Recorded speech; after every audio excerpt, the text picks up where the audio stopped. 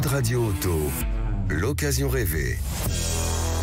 Avec AD, le réseau 2000 garagistes et carrossiers multimarques. Chaque samedi, Sud Radio et ses partenaires de Mobility TV essayent pour vous un véhicule sur le marché de l'occasion. On est avec nos trois spécialistes que je vais vous présenter dans un instant. On va aujourd'hui essayer la Skoda Fabia d'occasion. Mais avant ça, on fait le point sur une activité.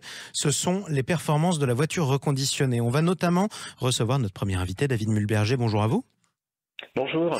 Vous représentez Auto Hero, plateforme spécialiste de la voiture d'occasion reconditionnée par définition d'occasion. Aujourd'hui, on va revenir avec vous sur le palmarès 2022 des ventes sur votre plateforme. Qu'est-ce qui s'est le mieux vendu en 2022 ? C'est pas très original. On est sur Peugeot, Renault, Citroën, donc toujours le trio français. Et c'est Peugeot par contre qui reste en tête, devant Renault. Alors quel Peugeot justement, la 206 ? Non, 208. 208, on passe un petit peu. Du moins de 10 ans. Exactement, donc sur du moins de 10 ans, la 208. Les autres voitures qui ont été sélectionnées ? Principalement, vous avez la Renault Clio, la fois 4 et 5, et on a Dacia, qui est comme sur le 9, monte de plus en plus. Donc Dacia Sandero est aussi, je crois, un de nos modèles les plus vendus. Alors, Dacia Sandero est déjà dans votre palmarès des voitures les plus vendues. C'est dire quand même le succès de la marque. Est-ce qu'il y a d'autres marques étrangères ? Les marques étrangères, on va surtout les trouver sur les hybrides qui montent pas mal en puissance. Oui. Par exemple, si vous regardez notre top 3 sur l'hybride, on va être sur du Toyota, Kia, qui sont les premières à avoir mis sur le marché des véhicules hybrides, qui aujourd'hui performent bien en occasion. Est-ce que c'est la demande qui continue à augmenter ou est-ce que l'offre se maintient ? Disons que le parc il est de plus en plus vieux, donc l'offre se maintient. Disons que la demande augmente, l'offre il y a de moins en moins de neuf, donc on va plutôt être sur des véhicules qui en moyenne ont pris un an depuis la sortie de la pandémie. Raison pour laquelle le parc vieillit, mais comme il y a de plus en plus de voitures reconditionnées, et c'est l'avantage, elles roulent comme neuves. Merci beaucoup d'être intervenu sur Sud Radio, David Mulberger pour Auto Hero. Et on vous dit à un prochain samedi pour revenir sur l'actualité du marché des voitures reconditionnées. Tout de suite, comme chaque samedi, chose promise, chose due, on essaye pour vous la Skoda Fabia d'occasion. Est-ce qu'elle vaut le coup ? On en parle avec nos trois spécialistes. Carlos D'Acunha, bonjour à vous. Bonjour Jean-Marie. En duplex depuis Bordeaux sur Sud Radio, vous représentez Enchères VO. On est avec Jean-Christophe Lefebvre. Bonjour à vous. Bonjour Jean-Marie. Journaliste à Flotte Automobile. Et puis en duplex depuis le Roussillon, Berislav Kovacevic. Bonjour à vous. Bonjour Jean-Marie. Consultant Mobility TV. Tiens Berislav, on va commencer avec vous. La Skoda Fabia d'abord, pour la décrire, généralement sur le marché de l'occasion, elle a quel âge ? On a énormément d'exemplaires qui sont à la fois récents mais qui peuvent monter jusqu'à 20 ans d'âge parce que c'est une jeune fille qui a quand même connu 4 générations d'amoureux, 4 carrosseries, une beaucoup plus grande pour la dernière génération et beaucoup plus technologique. On y reviendra, qui elle se rapproche clairement des Polos en matière d'équipement et même du prix, alors que pour les 3 premières générations, c'est vrai que Skoda était sur un design extrêmement consensuel, qui plaisait à tout le monde sans plaire non plus à tout le monde. Voiture, entre guillemets, un peu basique d'approche, mais qui offrait un très bon rapport qualité-prix. Et c'est vrai qu'on a un succès mitigé en France, beaucoup plus développé dans les pays de l'Est. Mais ça a été longtemps pour Skoda la 2e ou la 3e vente de la marque. On remarquera que vous prenez soin de dire Skoda et pas Skoda, parce que vous avez remarqué la ponctuation qu'il y a, en tout cas l'accent qu'il y a au-dessus du S de la glorieuse marque tchèque. Tiens, on a parlé de rapport qualité-prix. Parlons prix, notamment sur le marché des enchères. Skoda Fabia d'occasion, ça part à peu près à quel prix sur le marché des enchères, Carlos D'Acunha ?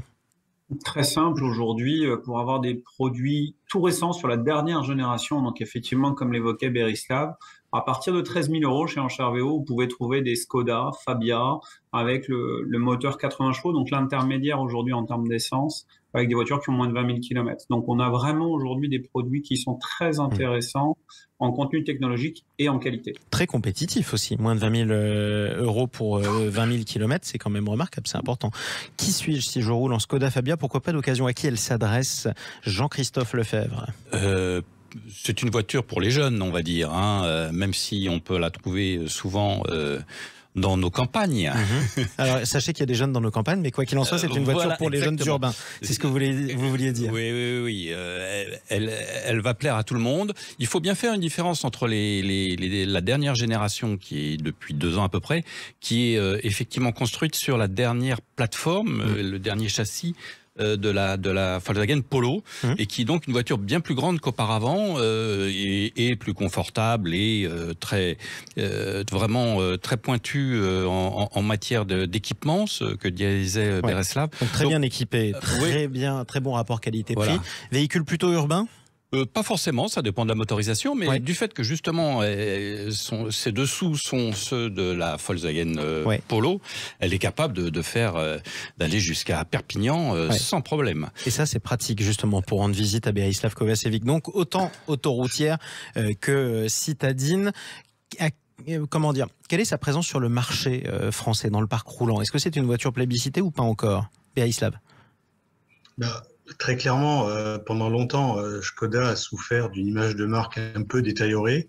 Ça change beaucoup depuis 4-5 ans avec un renouvellement du design dont la dernière génération évoquée par Jean-Christophe a profité. Elle s'est musclée. Elle a pris un peu des angles. Avant, c'était des bouilles un petit peu très arrondies, très consensuelles, comme je le disais. Et c'est vrai que le restyling ne profitait pas d'une nouvelle plateforme. Donc, l'intérieur était bien construit. Elles vieillissent bien.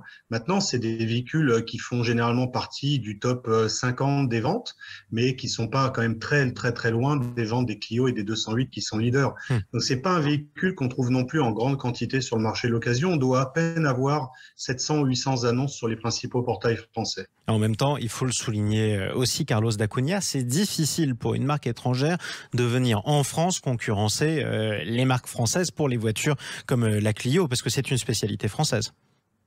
Typiquement, Clio, 208 sont vraiment des best-sellers avec des belles qualités.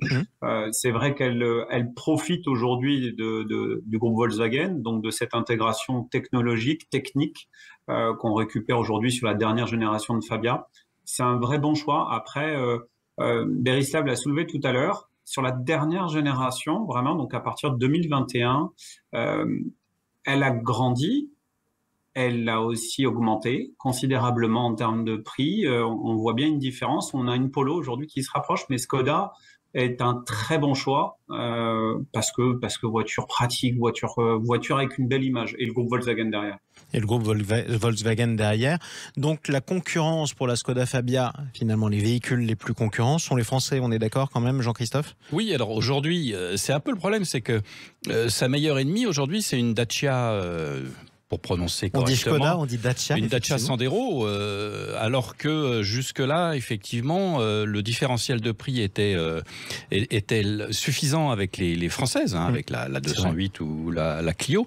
Maintenant, les prix augmentent et alors la Polo, elle est encore plus haut, mais effectivement, on peut avoir peur de la Sandero, qui est d'ailleurs la meilleure vente en ce moment des citadines en France. Et pourquoi d'ailleurs en avoir peur si ça marche ? D'ailleurs, vous remarquerez une chose, comme on est français, on est chauvin, on a tendance un peu à franciser Dacia sous prétexte que ça appartient à Renault. C'est une marque roumaine, c'est important aussi de le dire. Merci pour cet essai en tout cas sur le marché de l'occasion. Merci à tous les trois, Carlos d'Acunha pour Enchères VO, Jean-Christophe Lefebvre pour Flotte Automobile et Berislav Kovačević pour Mobility TV. On vous retrouve samedi prochain pour un nouvel essai sur Sud Radio. À bientôt. Bientôt, Jean-Marie. Merci. Au revoir. Merci.